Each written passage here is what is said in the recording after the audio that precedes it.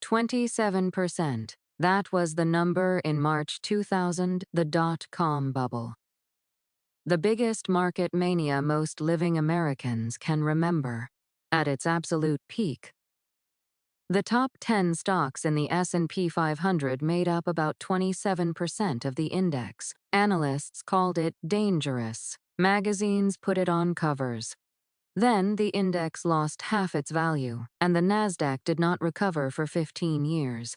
Today that number is closer to 39%, not projected, not if things get worse. Right now, 10 companies out of 500 hold over a third of the entire index. Nvidia alone sits at roughly 7%. One stock 7 cents on every dollar. And the previous record that everyone worried about, we passed it, kept going. Did not even slow down. This is not financial advice, it is arithmetic. The top 10 from the dot-com era were a mix: telecom, oil, pharma, tech. They did not all depend on the same thing. The top 10 today, strip out Berkshire and JP Morgan, are making one bet. AI Nvidia builds the chips. Microsoft, Amazon, Alphabet run the cloud infrastructure. Meta and Broadcom feed the ecosystem. Tesla wraps its valuation in autonomous driving promises. That is 8 out of 10 names betting on the same technology. They are all spending at a pace that requires AI to generate roughly $2 trillion a year in industry revenue to justify where their stock prices sit. According to Morningstar, in 2024 those companies combined did not reach that number. Deutsche Bank told its clients in September 2025 that if you strip tech spending out of US GDP data, growth was near zero. Their analyst George Saravelos wrote that Nvidia is currently carrying the weight of US economic growth, not the tech sector. One company, closer to 39% of the most popular index fund in America, pointed at one thesis: funded by expectations, not earnings. And here is what does not fit neatly into any chart. The people who actually run the global financial system.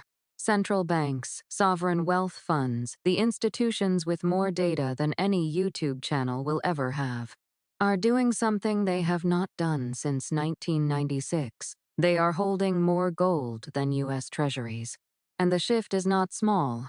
Official gold reserves crossed the $4 trillion mark while Treasury holdings sit around $3.9 trillion. Gold hit $5,589 an ounce in January, and it is still trading around $4,600 to $4,700 after the pullback. That is not retail investors on Reddit. That is the people who manage the infrastructure of money, quietly moving their weight towards something that does not depend on any single country's balance sheet. None of this means a decline is coming tomorrow. The S&P 500 could keep climbing for years. AI could deliver everything the market is pricing in and then some. That is a real possibility. The part worth sitting with is simpler than any prediction. If you have a 401k, there is a strong chance it is parked in a target date fund that tracks the S&P 500. And if it does, roughly 39 cents of every dollar in there is riding on 10 companies that are all making the same bet. You did not choose that concentration. The index structure did it for you. Open the app tonight.